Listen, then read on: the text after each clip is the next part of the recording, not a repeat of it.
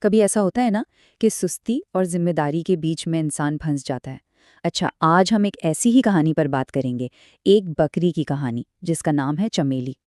چمیلی کو آرام سے بڑھ کر کچھ عزیز نہیں تھا، لیکن یہ کہانی صرف سستی کی نہیں بلکہ ایک غیر معمولی تبدیلی کا سفر ہے۔ تو آئیے اس سفر کو سمجھتے ہیں۔ تو چمیلی کا یہ جو سفر ہے وہ 5 اہم حصوں میں ہمارے سامنے آئے گا۔ سب سے پہلے دیکھیں گے اس کی سست صبح کے بارے میں، پھر بات ہوگی کام نہیں تو کھانا نہیں والے اصول کی۔ اس کے بعد ہم دیکھیں گے کہ اسے چوری کی کیا قیمت چکانی پڑی۔ پھر کہانی ایک بہت ہی جذباتی موڑ لیتی ہے، ایک ماں کے بدترین خوف کے ساتھ، اور آخر میں وہ کیسے ایک نئی زندگی حاصل کرتی ہے۔ تو چلیں ایک ایک کر کے ان سب کو دیکھتے ہیں۔ تو پہلا حصہ ایک کام چور بکری کی صبح، اور اس کا عنوان ہے ذمہ داری کا بوجھ۔ کہانی شروع ہوتی ہے ایک ایسی صبح سے جہاں چمیلی کی سب سے بڑی خواہش، جو کہ سونا ہے، اس کی سب سے بڑی ذمہ داری یعنی اس کے بھوکے بچوں سے ٹکرا رہی ہے۔ سوچیں اس کی پہلی سوچ کیا ہے۔ یہ بچے اسے چین سے سونے بھی نہیں دیتے۔ بس یہی ایک جملہ چمیلی کی پوری ذہنیت بتا دیتا ہے۔ اس کی سب سے بڑی خامی اس کی سستی۔ ایک طرف بچے بھوک سے بلک رہے ہیں اور دوسری طرف اسے صرف اور صرف اپنی نیند کی فکر ہے۔ اور اس کے لیے ایک لفظ استعمال ہوتا ہے کام چور، یعنی وہ جو کام سے جی چرائے، ایک سست اور کاہل شخص۔ دیکھیں یہ جو لفظ ہے نا کام چور، یہ چمیلی کے کردار کا پورا خلاصہ ہے۔ یہ صرف سست ہونا نہیں ہے، اس کا مطلب ہے جان بوجھ کر کام سے بھاگنا، ذمہ داری سے منہ موڑنا۔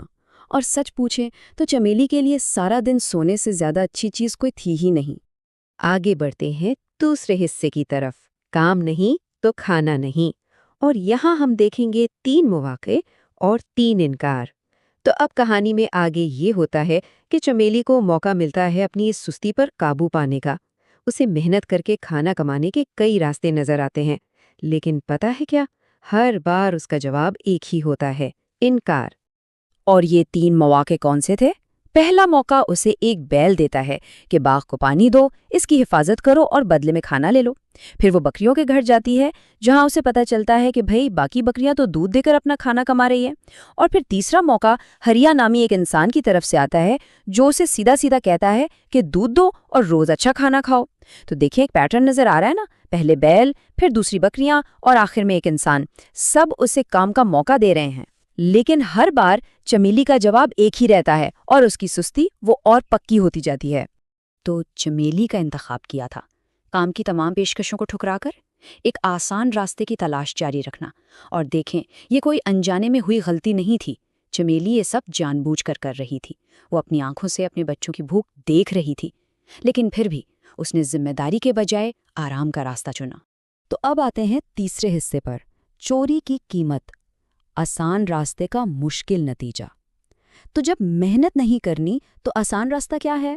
وہی آسان حل کی تلاش چمیلی کو ایک بہت ہی غلط، ایک تباہ کن انتخاب کی طرف لے جاتی ہے۔ وہ فیصلہ کرتی ہے کہ وہ ایک کسان کے کھیت سے چوری کرے گی۔ اور ہوتا بھی یہی ہے، چمیلی کو ایک کھیت مل جاتا ہے جس کا کوئی رکھوالا نہیں ہوتا۔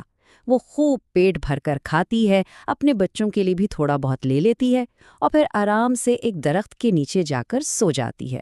دیکھیں یہاں اس کی چھوٹی سوچ پھر سامنے آتی ہے۔ وہ صرف اس لمحے کا سوچ رہی ہے کہ بس ابھی پیٹ بھر جائے۔ اسے ذرا بھی اندازہ نہیں کہ اس آسان راستے کی قیمت کتنی بھاری پڑنے والی ہے۔ کتنی بھاری؟ 3 دن بھوکی پیاسی۔ جی ہاں، اس کی چوری کا نتیجہ سامنے آ ہی جاتا ہے۔ کھیت کا مالک چمن اسے پکڑ لیتا ہے اور اس کی سزا پورے 3 دن بنا کھائے بنا پیے ایک درخت سے بندھی ہوئی۔ پھر ایک چوہا آتا ہے، وہ گنپتی بپا کو یاد کرتی ہے اور چوہے کو اس پر رحم آ جاتا ہے اور وہ رسی کاٹ کر اسے آزاد کر دیتا ہے۔ لیکن یہاں کہانی میں ایک اور موڑ ہے۔ وہ آزاد تو ہو جاتی ہے، لیکن اس کی یہ آزادی ایک نئے خوف کے ساتھ آتی ہے۔ وہ بھاگ کر گھر پہنچتی ہے تو دیکھتی ہے کہ اس کے بچے وہاں ہیں ہی نہیں۔ وہ پریشان ہو کر اسے ڈھونڈنے کے لیے پہلے ہی نکل چکے تھے۔ چوتھا حصہ ایک ماں کا بدترین خوف، اور یہی وہ احساس کا لمحہ ہے۔ یہاں سے کہانی اپنے سب سے، آپ کہہ سکتے ہیں، تکلیف دہ موڑ پر پہنچتی ہے۔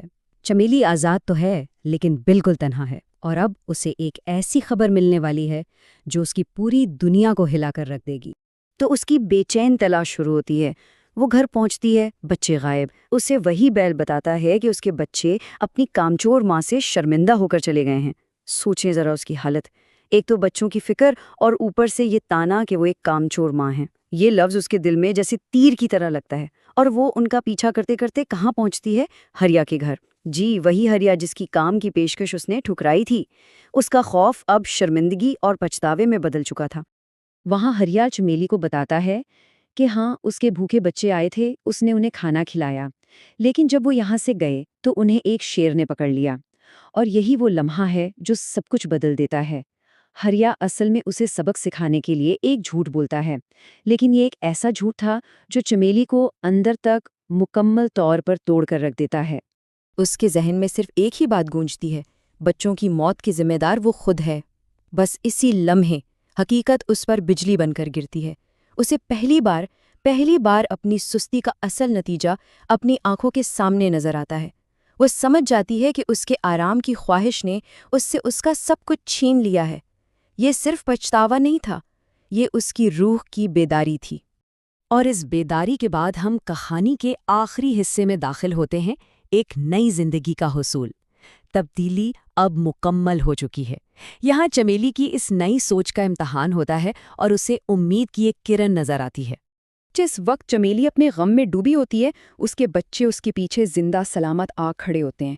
سوچیں اس لمحے کو، وہ زندہ ہیں، وہ سلامت ہیں، اور پھر ایک اور راز کھلتا ہے۔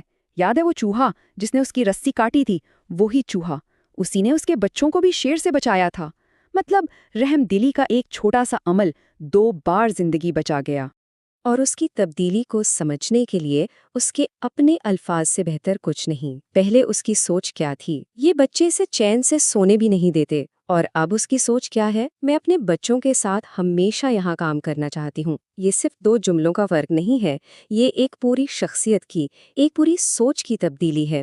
اس کے بعد چمیلی ہریا سے اس کے لیے کام کرنے کا موقع مانگتی ہے۔ وہ وعدہ کرتی ہے کہ وہ اپنے خاندان کے لیے دل لگا کر محنت کرے گی، اور یہ صرف باتیں نہیں تھیں، وہ فوراً ہریا سے کام مانگتی ہے، یہ ثابت کرنے کے لیے کہ اس نے جو سبق سیکھا ہے وہ اس پر عمل کرنے کے لیے تیار ہے۔ اس کا چھٹکارا، اس کی ریڈیمشن حقیقی ہے، کیونکہ اب وہ ذمہ داری سے بھاگ نہیں رہی بلکہ اسے گلے لگا رہی ہے۔ اور آخر میں ہریا کہانی کا نچوڑ ایک جملے میں بیان کرتا ہے: محنت کرنے والا کبھی بھوکا نہیں مرتا۔ بہت سادہ سی بات ہے، لیکن یہی وہ سبق تھا جسے سیکھنے کے لیے چمیلی کو اتنے تکلیف دہ سفر سے گزرنا پڑا۔ تو آخر میں ایک سوال رہ جاتا ہے، آرام اور محنت میں صحیح توازن آخر ہے کیا؟ دیکھیں، چمیلی کی کہانی شاید ایک سادہ سی لوک کتھا ہو، لیکن اس کا سبق ہم سب کے لیے بہت گہرا ہے۔ یہ ہمیں اپنی زندگیوں پر غور کرنے پر مجبور کرتی ہے۔ ہم سب اپنی زندگی میں کہیں نہ کہیں آرام اور محنت کے بیچ ایک توازن، ایک بیلنس ڈھونڈنے کی کوشش کر رہے ہیں۔ سوال صرف یہ ہے کہ کیا اس توازن کو صحیح طریقے سے سمجھا جا سکا ہے؟